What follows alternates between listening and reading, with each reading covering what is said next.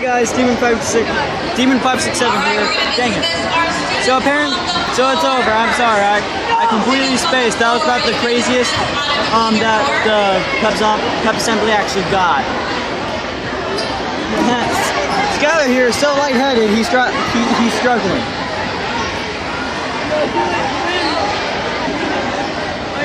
Come on, wake up. Stay awake. Hey. Hey.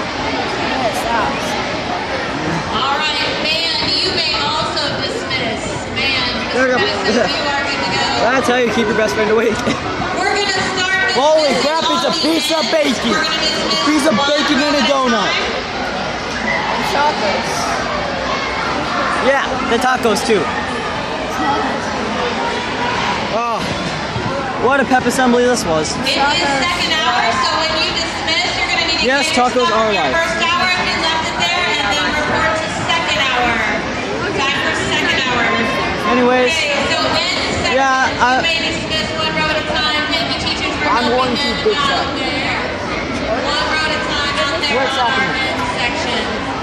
Again, go get your stuff from first hour if you need to, and then go on to second hour.